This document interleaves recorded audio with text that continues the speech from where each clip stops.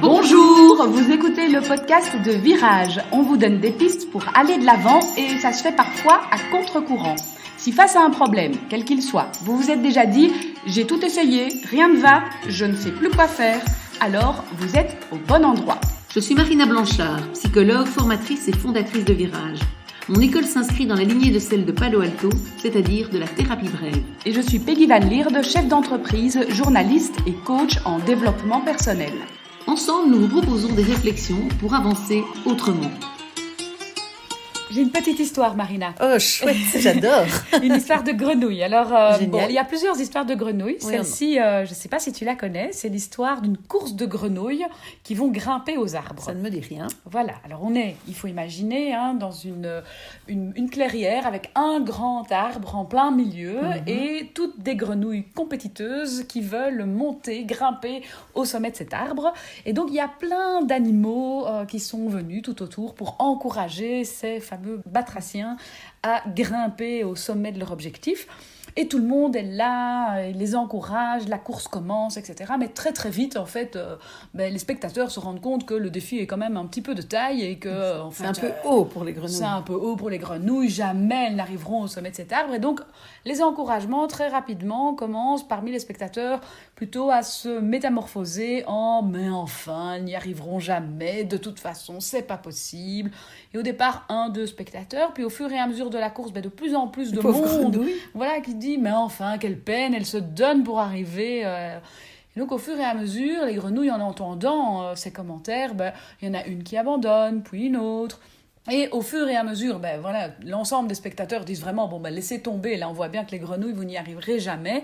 Et au fur et à mesure, toutes abandonnent, sauf une, qui finit par arriver au sommet. Et donc là, on imagine le journaliste en bas de l'arbre qui veut récolter absolument la vie de cette grenouille qui est arrivée au sommet de l'arbre et qui réalise à ce moment-là qu'en fait, la grenouille est sourde et qu'elle n'a pas entendu tous les commentaires négatifs pendant la course, ce qui lui a permis donc d'avancer et d'atteindre son objectif. Belle histoire.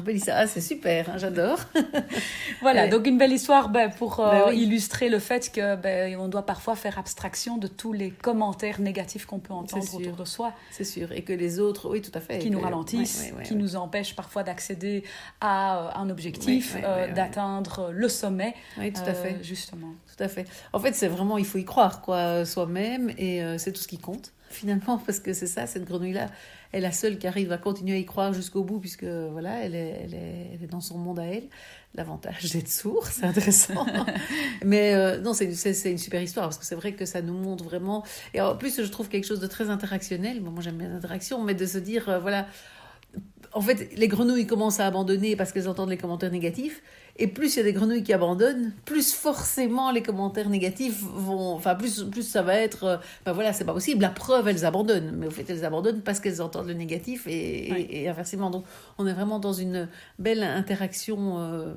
malheureusement pas vertueuse du tout, enfin cercle vicieux puisque plus elles l'entendent et effectivement celle qui est préservée et puis la petite grenouille qui est tout en haut, en fait finalement elle se distancie des autres et elle ne voit peut-être même pas les autres qui abandonnent. C'est ça. Oui, c'est ça exactement, donc elle a pas les infos en fait et elle continue effectivement, c'est assez intéressant. Et donc c'est vrai que dans la vie ça nous dit dans ce qu'on se projette, dans ce qu'on a envie de faire, peut-être de se donner des objectifs personnels et puis de s'y tenir.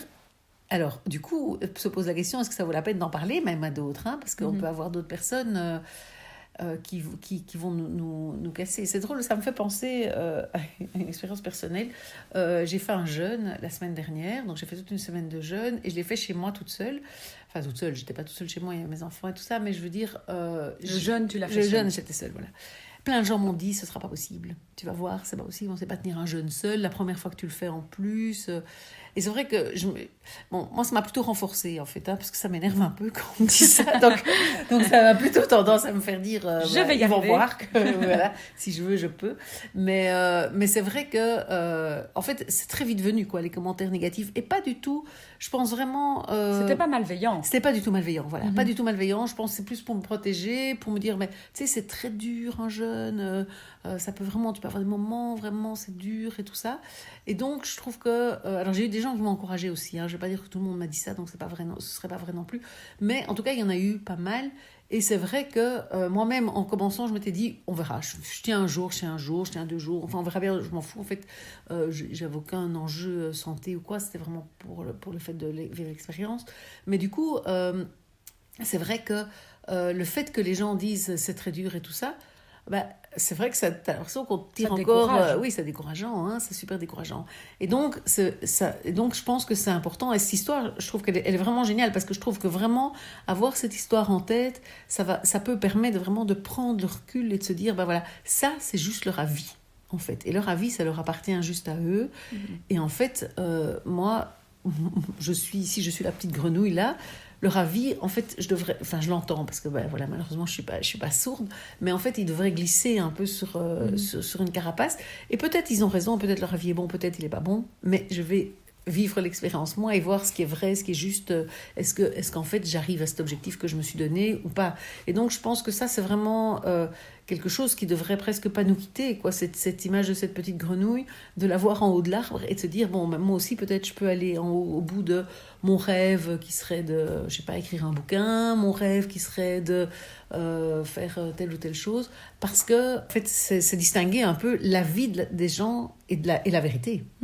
Et effectivement, l'erreur à ne pas faire, c'est de se dire, quand quelqu'un dit quelque chose, c'est pour autant c'est vrai. Et déjà, on peut, avec nos propres opinions, c'est déjà important parfois de le faire, de se dire, c'est pas parce que je me dis que je suis nulle que je suis nulle.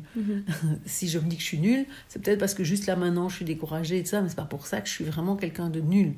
Et donc, pouvoir faire la distinction entre des pensées, des croyances, des opinions, etc., et la vérité qui en fait n'existe que par les actes et l'expérience, et ce qui se fait vraiment. Et donc je pense que ça c'est vraiment important, c'est de peut-être pouvoir avoir l'idée de cette petite grenouille et se dire voilà, tous ces animaux qui sont là tout autour et qui donnent leurs avis. Si l'éléphant regarde la grenouille, c'est sûr que son avis c'est pas possible, c'est pas possible, c'est pas possible, mais voilà, après on a chacun nos ressources et personne ne connaît nos ressources à nous. Surtout nos ressources internes. Bon, on peut se dire, voilà, je sais comment... Même j'allais dire, on peut se dire, moi, je sais comment elle parle anglais, elle pourrait jamais faire ça. Et encore, qui dit que la personne, elle va pas s'améliorer en anglais, travailler son anglais, et faire la conférence en anglais qu'elle s'est promise de faire, et qu'elle est capable, finalement, de produire, alors que j'aurais pu me dire... pourtant, c'est objectif, je sais son niveau d'anglais, etc. Donc, je pense que c'est vraiment très important, c'est de pouvoir relativiser. Et ce qui est intéressant, c'est de pouvoir relativiser les avis des autres, mais finalement... aussi de pas, si on veut aussi être sourd parfois à nos propres avis, parce que je pense qu'on peut aussi parfois s'envoyer à nous-mêmes des phrases décourageantes et des signaux ça n'ira pas. Voilà, des signaux ça n'ira pas. Et donc je pense que c'est important de pouvoir se dire non, j'essaye quand même.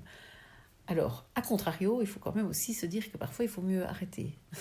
Parce que je ne suis pas en train de dire maintenant il faut toujours aller tellement au bout de sa vie que ok, j'arrive en haut de l'arbre, mais je suis complètement démolie. Donc c'est vrai que c'est quand même important de s'entendre, mais je pense que c'est différent de s'entendre dans sa tête avec les petites voix qui peuvent dire n'importe quoi. Oui, qui te disent arrête parce que c'est trop pour toi. Voilà, que de s'entendre dans son corps et de se dire, est-ce qu'en fait, c'est vraiment trop pour moi? Si je me dis, je vais faire une conférence en anglais et que tous les soirs, j'étudie cet anglais à n'en plus finir et que toute la journée, je suis complètement HS, peut-être que mon corps me dit que c'est trop pour moi. Et là, peut-être, j'ai plus une vérité, parce qu'elle est ancrée dans l'expérience, justement, que si c'est juste la petite voix qui dit, en fait, tu n'y arriveras jamais, ça ne vaut pas la peine d'étudier ton anglais, n'essaye même pas, enfin, tu vas te fatiguer pour rien. C'est plus intéressant de le faire. Et donc, c'est de nouveau, en passant par l'expérience, qu'on va pouvoir savoir...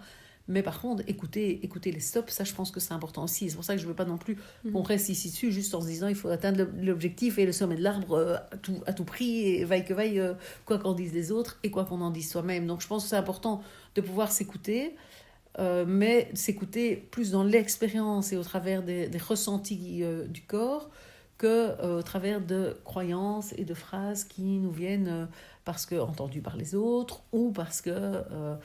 une partie de nous découragée, une partie qui a moins de confiance en nous, etc., qui vient saper et qui va malheureusement du coup faire exactement le même effet que les grenouilles qui abandonnent avec le public, c'est-à-dire que plus le public se décourage, plus les grenouilles abandonnent, et plus elles abandonnent, plus ça confirme au public que c'est difficile.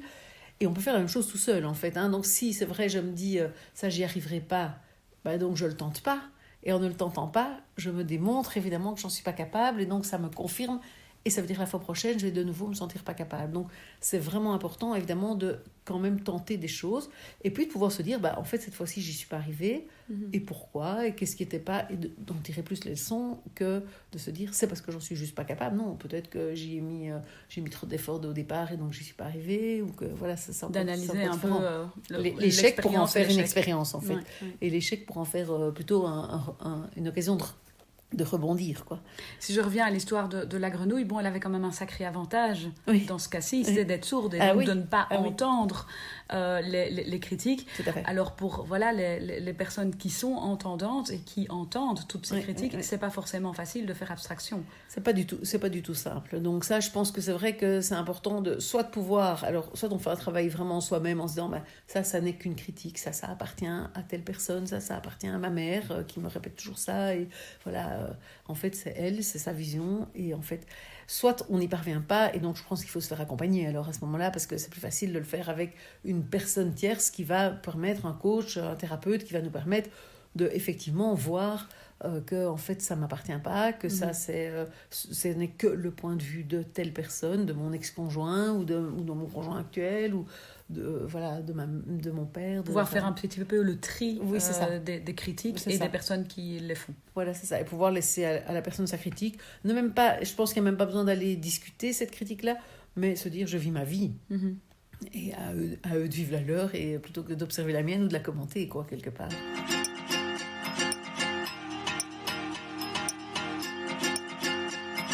Un nouvel épisode vous attend tous les mercredis matins dès 6h30. N'hésitez pas à vous abonner ou à écouter les épisodes précédents.